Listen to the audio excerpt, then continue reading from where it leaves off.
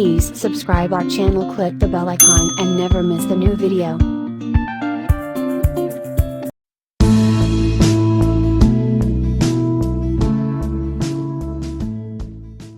Hi, welcome to Dhivya Arts and Crafts.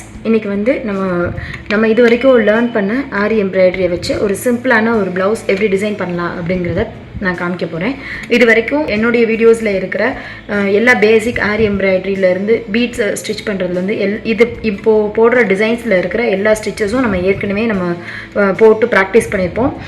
அதுல வந்து உங்களுக்கு எந்த மாதிரி போடணும்ன்றது டீடைலா உங்களுக்கு நான் எக்ஸ்பிளனேஷன்ஸ் கொடுத்திருப்பேன். இது வரைக்கும் நீங்க லேர்ன் பண்ண விஷயத்தை வச்சு ஒரு அழகான நெக் டிசைன்ஸ் எப்படி பண்ணலாம் அப்படிங்கறத நம்ம பார்க்க போறோம். சோ இதுக்கு வந்து ரொம்ப மெட்டீரியல்ஸ்லாம் தேவை கிடையாது. as usual நான் சொல்ற மாதிரி ஜெரி த்ரெட் இது வந்து எல்லா கிராஃப்ட் ஷாப்ஸ்லயும் ரொம்ப ஈஸியா வந்து உங்களுக்கு கிடைக்கும். அது வந்து சிங்கிள் ஸ்ட்ராண்ட்ஸ் தான் எடுத்துர்க்கேன். அதை வந்து எட்ஜ்ல வந்து இந்த மாதிரி நீங்க நாட் போட்டுக்கோங்க. அது போக நம்ம ஏற்கனவே பிராக்டீஸ் பண்ண சுகர் பீட்ஸ் அதுக்கு அப்புறம் சின்ன சின்ன ஜம்கீஸ் அதை வச்சு நம்ம வந்து இந்த ப்ளவுஸ் டிசைன்ஸை நம்ம கம்ப்ளீட் பண்ண போறோம். இப்போ நீங்க எப்படி இது மெஷர்மென்ட்ஸ் எடுத்துர்க்கீங்க, மெஷர்மென்ட் டீடைல்ஸ்லாம் எனக்கு சொல்லுங்க அப்படினு சொல்லி கேப்பீங்க. அதோட எப்படி டீடைலா நம்ம வந்து ப்ளவுஸ் மெஷர்மென்ட்ஸ் எடுக்கலாம் அப்படிங்கற விஷயங்கள் வந்து நான் உங்களுக்கு இன்னொரு வீடியோவா நான் உங்களுக்கு போடுறேன். பட் இப்போ ரஃபா நீங்க தெரிஞ்சுக்கணும் அப்படினா உங்களுக்கு டைலரிங் தெரிஞ்சிருந்துச்சுனா நீங்க எப்பவும் நார்மலா நெக் மார்க் பண்ற மாதிரி நீங்க மார்க் பண்ணிக்கோங்க. சப்போஸ் உங்களுக்கு டைலரிங் தெரியலனா எக்ஸ்பர்ட்ஸ் யார்ட்டையாவது கொடுத்து நெக் மட்டும் நீங்க மார்க் பண்ணிக்கோங்க. இப்போ நான் வந்து லோட்டஸ் பெட்டல்ஸ் மாதிரி நான் நெக் டிசைன் வரைஞ்சிருக்கேன். இதே நெக் டிசைன்ல நான் வந்து இப்போ ஆரி போட போறேன். நம்ம நார்மலா செயின் போடுற மாதிரி நான் நார்மல் செயின் ஸ்டிட்ச் தான் போட்டுட்டு இருக்கேன். பேசிக் செயின் ஸ்டிச்சஸ்ல எப்படி செயின் போடுறது அப்படின்னு ஒரு வீடியோஸ் நான் போட்டிருப்பேன். ஆல்ரெடி என்னுடைய சேனல்ல இருக்கும். போட்டு ப்ராக்டிஸ் பண்ணவங்களுக்கு இது ரொம்ப ஈஸியாக வரும். அந்த வீடியோவை செக் பண்ணாதவங்க செக் பண்ணி பார்த்தீங்கன்னா இருக்கும்.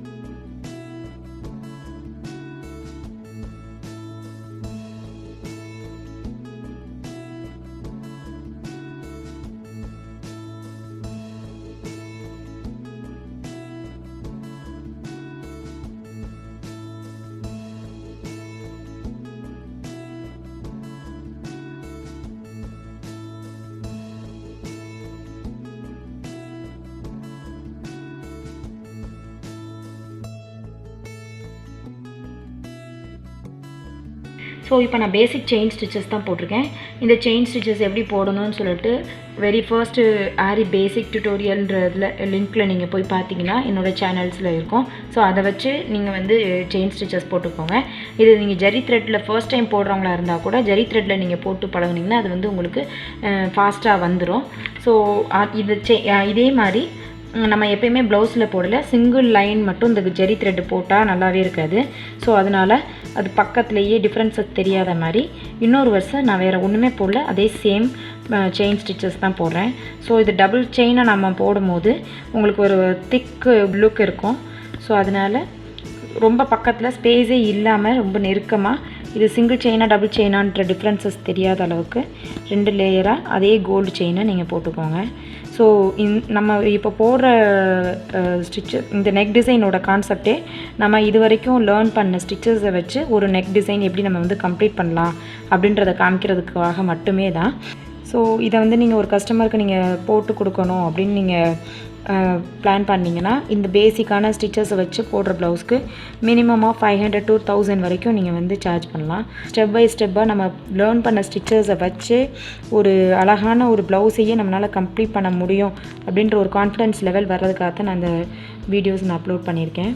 பாருங்கள், நான் வந்து சிங்கிள் செயின் போட்டிருக்கேன்னா டபுள் செயின் போட்டிருக்கேனான்ற வித்தியாசம் உங்களுக்கு தெரியாது. ஸ்பேஸே இருக்கக்கூடாது, நல்லா க்ளோஸாக நெருக்கமாக இருக்கணும்.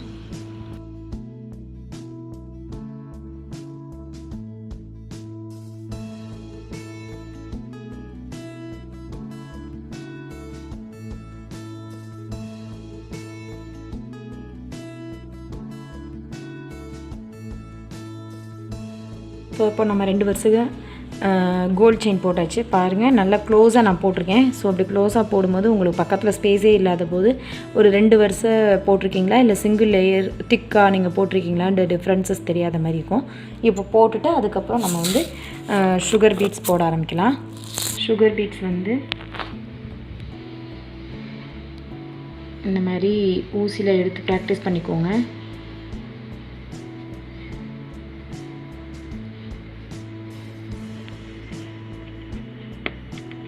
நம்ம எப்பயும் போல் ஸ்டார்ட் பண்ணியாச்சு.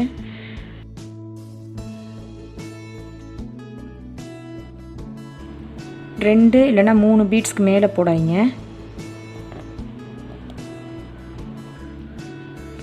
நான் உங்களுக்கு 2 பீட்ஸாக எடுத்து காமிக்கிறேன். பிகினர்ஸ்க்கு வந்து ஈஸியாக கையில் வச்சு பண்ணுறது கொஞ்சம் கஷ்டமாக இருக்கும். ஸோ ப்ராக்டிஸ் ஆனதுக்கப்புறம் நீங்கள் வந்து மொத்தமாக எடுத்துகிட்டு பண்ணிக்கலாம்.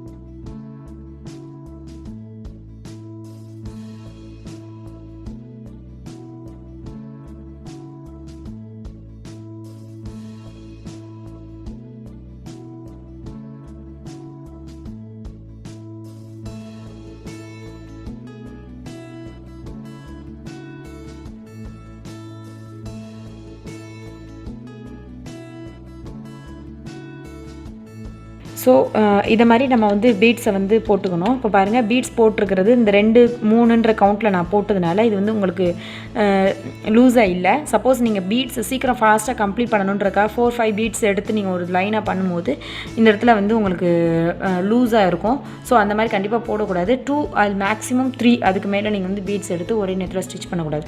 இந்த பீட்ஸ் எப்படி போடணும் அப்படிங்கிற டீட்டெயில்ஸ் தெரியாதவங்க நான் ஏற்கனவே வந்து பீட்ஸ் எப்படி நம்ம ஸ்டிச் பண்ணணும் அப்படின்ற வீடியோஸ் நான் போட்டிருப்பேன். ஸோ அதுலேருந்து நீங்கள் பார்த்து எப்படி பண்ணலான்றது தெரிஞ்சுக்கோங்க. இப்போ அடுத்து இதே மாதிரி நம்ம 2 வருஷம் கோல்டு செயின் போட போகிறோம். அதுவும் வந்து நார்மலாக நம்ம பேசிக் செயினில் போடுறது தான். இதை வந்து நான் கிட்டக்க போடாமல் தள்ளி போடுறதையே நான் ஒரு டிசைனாக நான் போட போகிறேன்.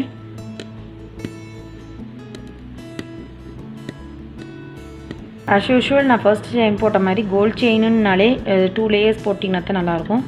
ஸோ நான் இப்போயும் 2 லேயர்ஸ் ஆஃப் கோல்ட் செயின்ஸ் நான் போட போகிறேன். So same method.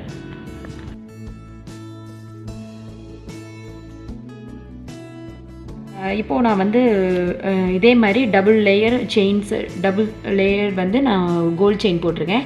இனிமேல் வந்து இந்த செயின்ஸ் நல்லா போட வந்ததுக்கப்புறம் நீங்கள் முக்கியமாக கவனிக்க வேண்டியது எல்லாமே இந்த எட்ஜ் பாயிண்ட் தான். இந்த எட்ஜ் பாயிண்ட்டு, இந்த ஷார்ப்பான பிளேசஸ்ஸு, ஒரு கர்வ்ஸ் வருது, அந்த டிசைன்ஸ்க்கு தகுந்த மாதிரியான ஃபினிஷிங் வந்து நம்ம கரெக்டாக கொடுக்கணும். இப்போ பாருங்கள், நான் இதில் வந்து பர்டிகுலராக தான் நான் இது ஒரு ப்ராட் டிசைனை ஓரளவுக்கு ஒரு அகலமான டிசைனாக தெரியணும் அப்படிங்கிறதுக்காக நான் இந்த பீட்ஸ்க்கும் இந்த செயினுக்கும் இன்பிட்வீனில் ஒரு 0.1 சென்டிமீட்டர் அளவுக்கு நான் கேப் விட்டு நான் செயின்ஸ் போட்டிருக்கேன். இதில் இன்னும் முக்கியமான விஷயம் நீங்கள் கவனிக்க வேண்டியது என்னென்னா, எதுவுமே நான் வந்து மெஷர் பண்ணவே இல்லை, மார்க் பண்ணவே இல்லை. ஜஸ்ட் வந்து நான் நெக்கு மட்டும் மார்க் பண்ணிவிட்டு அதை கண்டினியூஸாக வச்சு நான் டிசைன்ஸ் பண்ணியிருக்கேன். இப்போது இந்த எட்ஜ் பாயிண்ட் வந்து பர்ஃபெக்டாக இருக்கணும்னு சொன்னேன் இல்லையா, இந்த ஷோல்டரில் வந்து கொஞ்சம் டிஃப்ரெண்ட்டாக இருந்தால் கூட பரவாயில்ல, இது வந்து ஜாயின் பண்ணுற இடத்துல இது போயிடும். பட் நம்ம கவனிக்க வேண்டியது வந்து இந்த எட்ஜ் பாயிண்ட் தான். இப்போது இதுக்கு அடுத்து வந்து நான் ஒரு டிசைன் பண்ண போகிறேன். அப்போது அந்த டிசைனுக்கு அப்புறம் தான் நம்ம வந்து ஸ்டிச்சஸ் போட போகிறோம். அந்த டிசைன்றது வந்து வேறு ஒன்றும் இல்லை, நான் சிம்பிளாக ஒரு ஸ்டோனோ இல்லை ஒரு சம்கியோ நான் வந்து அதில் நான் ஒட்ட போகிறேன்.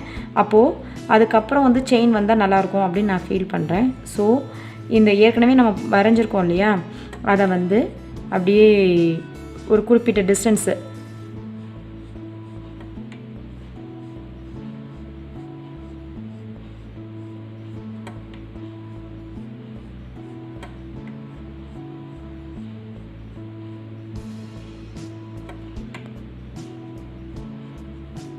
பாருங்கள். இந்த எட்ஜ் பாயிண்ட் வந்து இதுக்கு நேராக வர்ற மாதிரி பார்த்துக்கோங்க.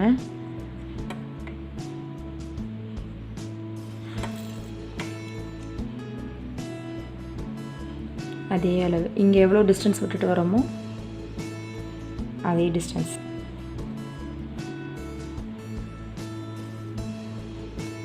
நான் யூஸ் பண்ணுறது நார்மல் ஒயிட் பென்சில். இது எல்லா கிராஃப்ட் ஷாப்லேயும் இருக்கும்.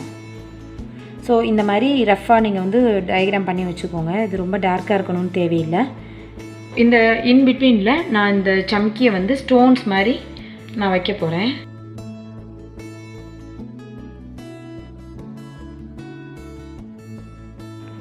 இந்த மாதிரி நீடில் வச்சு கேப் இல்லாமல் கண்டினியூஸாக ஸ்டோன்ஸை ஓட்டிகிட்டே வர வேண்டியதான்.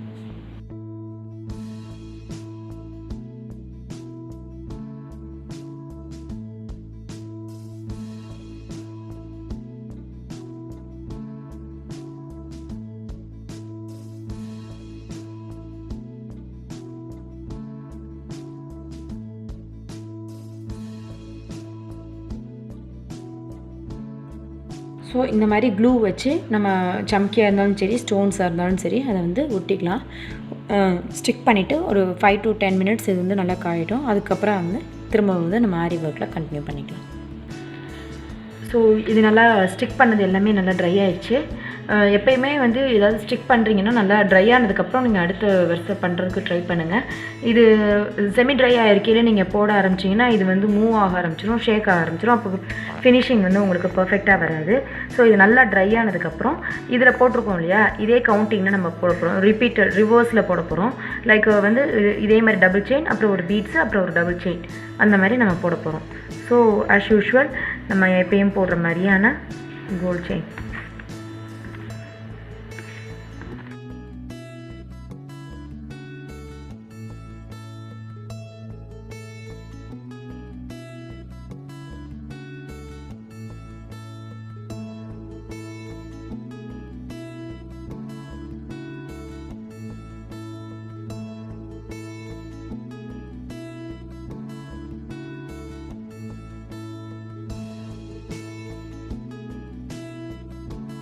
ஸோ இதே மாதிரி நம்ம டபுள் கோல்ட் செயின் போட்டோம். இதோட நம்ம ஸ்டாப் பண்ணிக்கணும். குழந்தைங்களோட பட்டுப்பாவாடை சட்டைக்கு போடுறோம், இல்லை ஒரு ரொம்ப சிம்பிளான டிசைன் மட்டும் இருந்தால் போதும் அப்படின்னு நினச்சிங்கன்னா இதோட கூட நீங்கள் ஸ்டாப் பண்ணிக்கலாம்.